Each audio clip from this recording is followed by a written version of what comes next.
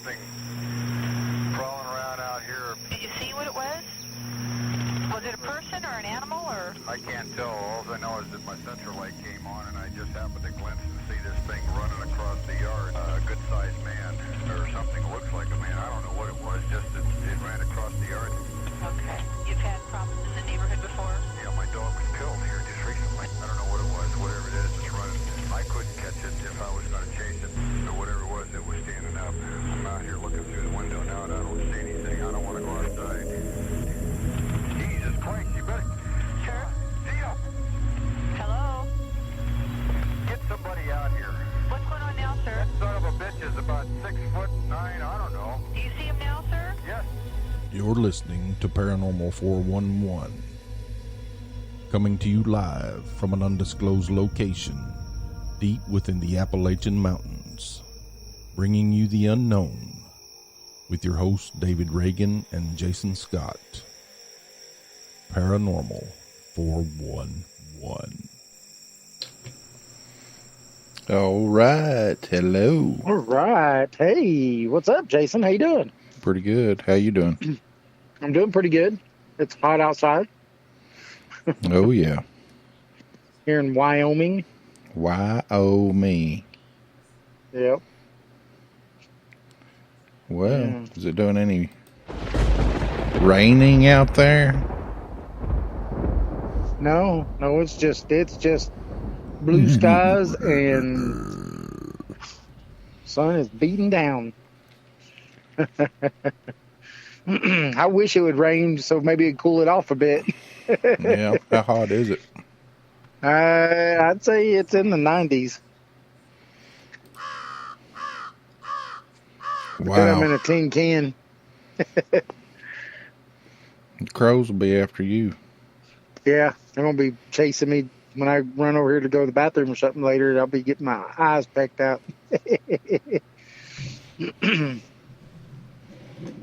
All So right. how you doing, Jason? Good. Heck yeah. What's your spiel? Well, you know,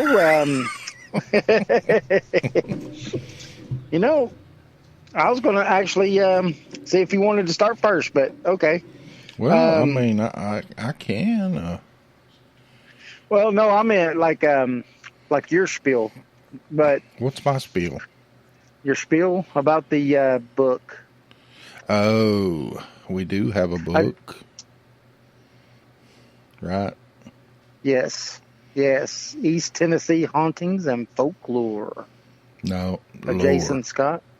Oh, that's right, just lore, Just right? lore. Just lore, not folklore, just lore. All kinds of lore. And you can look it up also by looking up Jason Scott or David Reagan. And awesome book. Want to thank everybody that's purchased it so far, and all the awesome comments and stuff that y'all are leaving, and a 5-star rating that we're getting. Right, Jason? That's awesome. Oh, yeah. I also want to thank everybody for this Saturday show and for coming in and listening to us live, and everybody that listened to us on the podcast afterwards. We can't do it without you, and all of our premium members, you special men and women that do the premium membership. You definitely make this a lot easier. Remember, you can also find us on Facebook, Twitter, and also on YouTube at Paranormal 411, right, Jason? Yep. You can come over to paranormal411.org, sign up, become a member. It's free. It doesn't cost you one dime, right, Jason? Yep. Just It is completely free. just sign up and you're there. You're there. Then you could come and when we do our live shows, you could come in there to the chat room and listen to us and chat with us live. So definitely join us. Oh, yeah. We got a good little story tonight. It's a local story. It's called the Flintville Monster. Yeah, I'd never heard of this one, so I can't wait to hear this one myself. I can't either. But you know what we got to do first? Cha-ching. Cha-ching, chong. We got to take a quick little break. And when we come back, we're going to tell the story of the Flintville Monster. Awesome. All right, we'll be right back.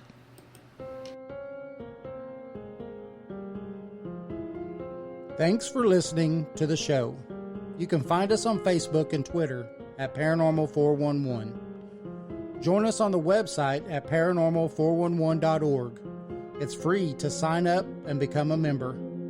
All of our upcoming shows are on the guest and events page.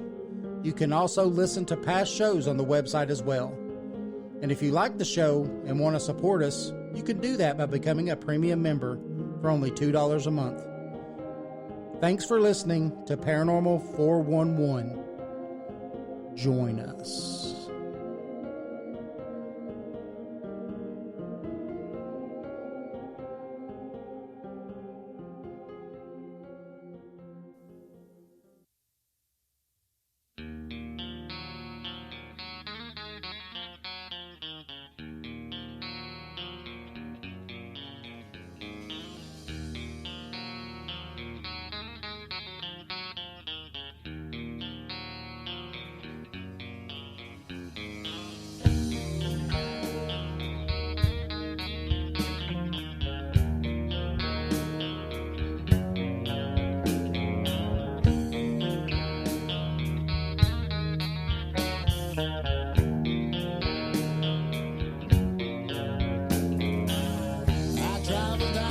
Long and winding road, it takes me further from my home. Where it leads me, I may never know. My only purpose is to roam, never knowing what the day may bring. Less traveled is the road I'm on. Maybe one day I will change my ways. Till then they call me vagabond.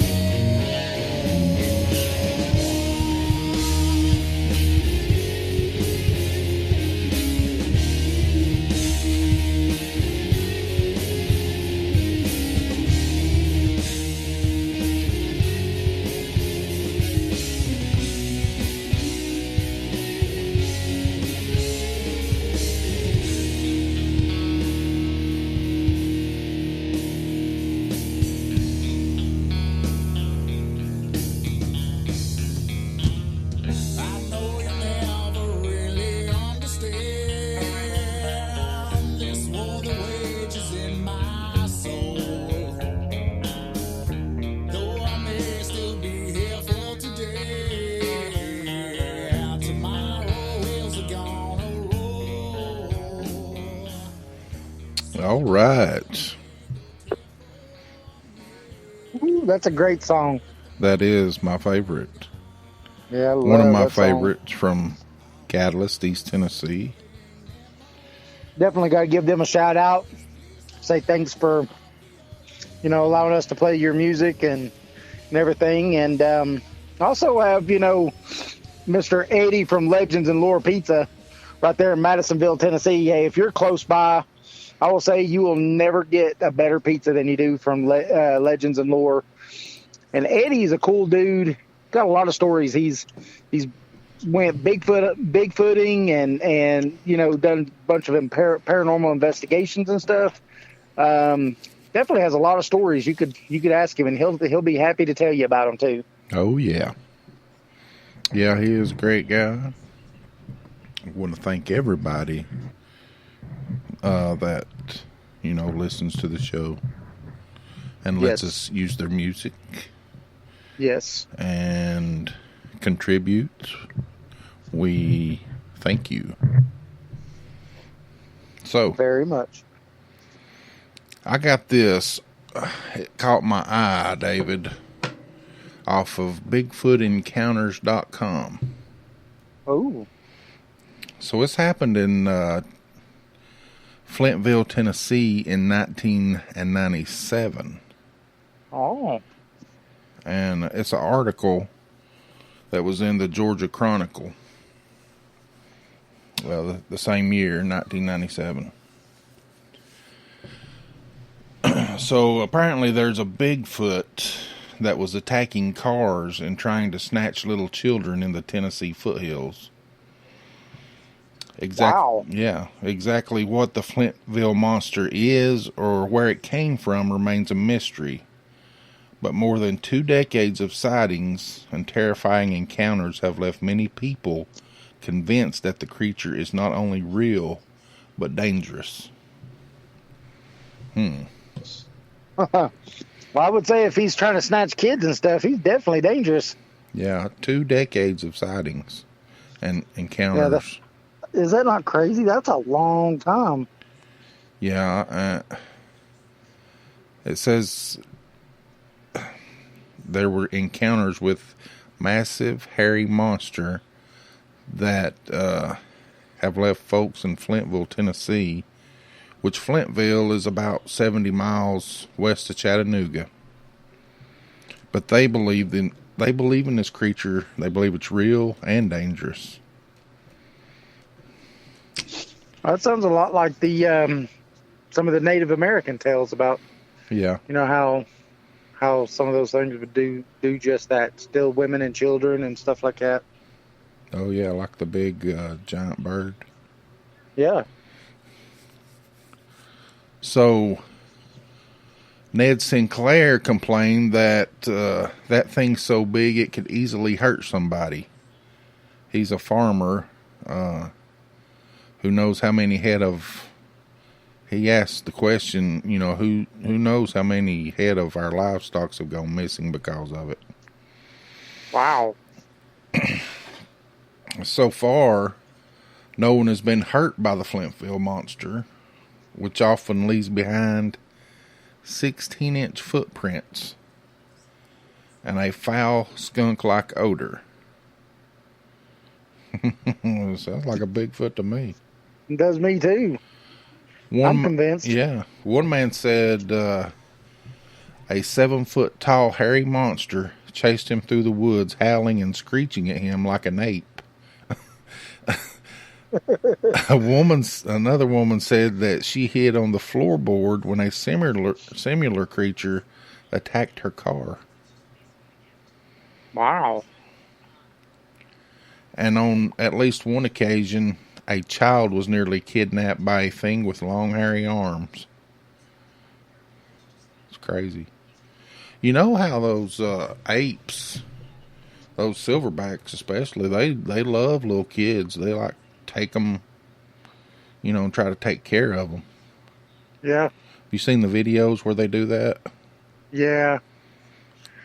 Yes. I believe like the one where that little boy fell into the enclosure and all that stuff. Yeah. I believe they're the closest thing, you know, to a human you can get. I mean, as far as feelings and stuff. Yeah. What do you think? I think it's very possible. I mean, they do, the great apes, all the great apes do a lot of the same stuff we do, right? They go to war with each other. They do all kinds of stuff. So I think they're very human-like. Yeah, I like watching certain aspects. I like watching the videos of them on just about anywhere you can find them. Of them playing with their little kids. It's funny. Yep. It's just funny. This is like just like people. Yeah. So, but on this Flintville Monster, the trouble began in 1976 when a woman told police that a giant hairy monster broke her automobile antenna and then jumped onto the roof of her car and began bouncing up and down. That sounds like a monkey to me. It does to me too. When the woman's story made the news, other citizens stepped forth and described similar encounters. Several attacks were reported in the 80s, including one by a plumber who said his truck's windshield was smashed by the monster, and another by a housewife who said a black hairy creature chased her inside her house and beat on the door. Dang. There's a lot of reports on this thing. in just one little town, too. Yeah, We need to go check this town out, Jason. I know. Really, it ain't that far from the house. No, All right. well, might have to go check it out. Go through some back roads. Yeah. So in 1989, a church pastor complained that something had destroyed the windshield and antenna on his car. Dang. The same week, a group of teens reported a large man-like ape loping across a field at the edge of town. It's crazy. Yeah. I believe they might have a gorilla on the loose. Maybe. Some circus lost their gorilla and just was like, we ain't gonna say nothing, and just kept on going. Probably. I don't know. It says it's about 7 foot tall. Yeah, I don't know. and I don't think they get quite that big. So, of all the stories, none can match the nearly tragic drama related by Jenny Robertson. On April 26th, 1976, Mrs. Robertson's 4-year-old son, Gary, was playing in the yard when his mother heard him scream. And when she ran outside to investigate, she became conscious of a foul smell that reminded her of a skunk or dead rats. Ugh. And then she saw it. A huge ape-like figure across the yard toward the house. It was about 7 to 8 feet tall, she told the investigators, and it seemed to be all covered with hair. It reached out its long, hairy arms toward Gary and came within a few inches of him. Seconds before the beast could grab the child, his terrified mother snatched him up, darted inside the house, and locked the doors. When she got up enough courage to look out the window, she saw a big black shape disappearing into the woods. Wow. It wanted that little 4-year-old. Mm-hmm. Minutes after she reported the incident to police, lawmen and hunters descended on her property armed with shotguns and rifles. Dang. Yeah, they resolved to track down and kill the creature. Throughout the night, they combed the woods, the outskirts of town. They never found anything. They said, but on 2 occasions, the creature screamed at them and pelted them with rocks. That sounds familiar. Yeah, it does. Wow. So the next day, the hunters found 16-inch footprints, as well as hair, blood, and mucus. The hair was analyzed, but it couldn't be identified. Imagine that. That makes sense because they never can they? Yeah, I don't understand why they can't just say, yeah, it's got They're no too afraid. It's got no medulla. That's it. So, nothing's been reported since 1993, though. Does that mean it's gone? We don't know. What do you think? Well, it was something that was going on for decades, though, right? Didn't they say 20 years? 20 years of sightings. But I haven't had one since then. Yeah, it's crazy. That's weird. It may have Unless migrated or that's died. what I was wondering. Yeah. They said they found blood and mucus. I don't know if it was sick. You know, a lot of sightings, they can be dismissed as hoaxes or, just something different. and not what you think it is. But there are a few like this one that they say cannot be explained.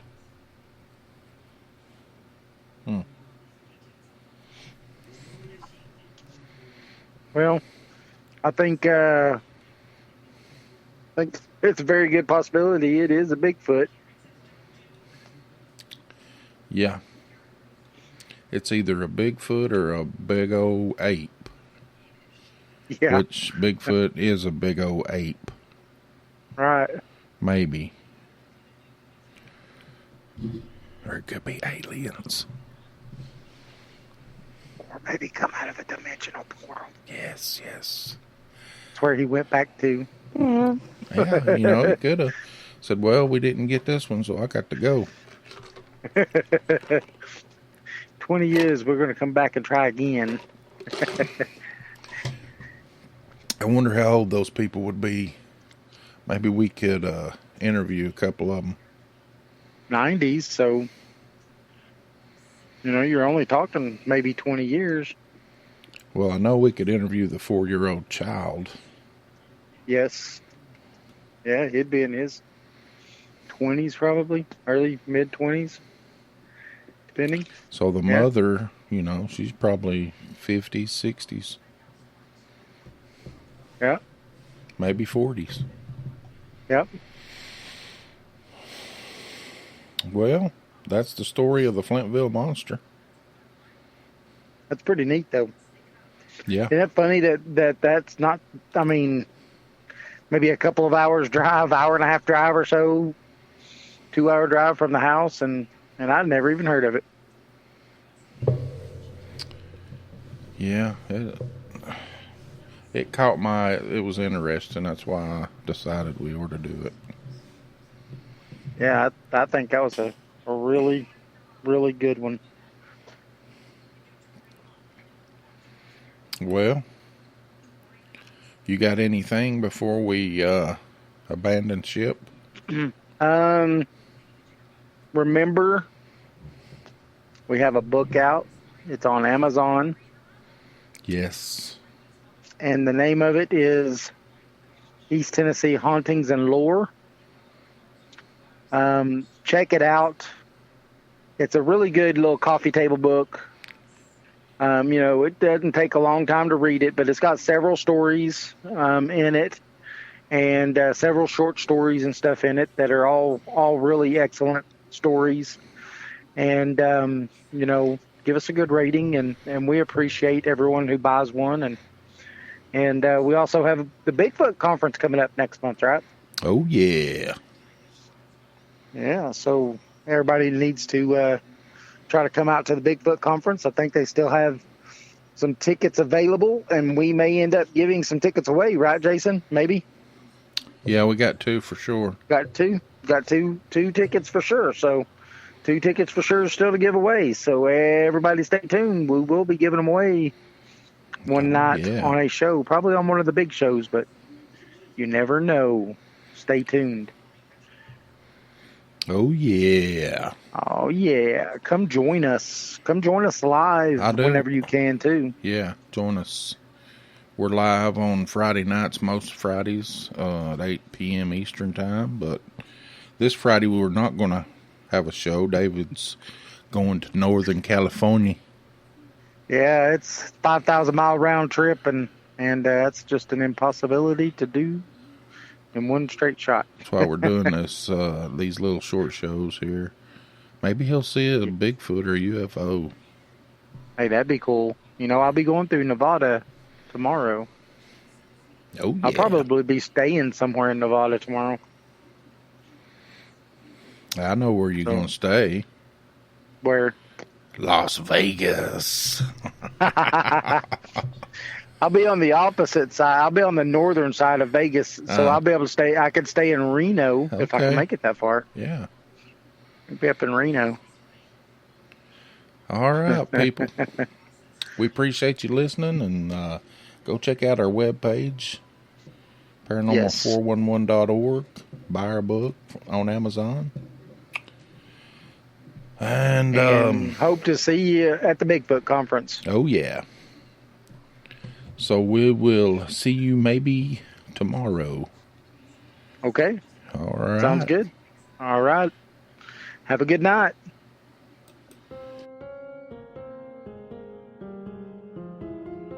Thanks for listening to the show. You can find us on Facebook and Twitter at Paranormal 411. Join us on the website at paranormal411.org. It's free to sign up and become a member. All of our upcoming shows are on the guest and events page. You can also listen to past shows on the website as well. And if you like the show and want to support us, you can do that by becoming a premium member for only $2 a month. Thanks for listening to Paranormal 411.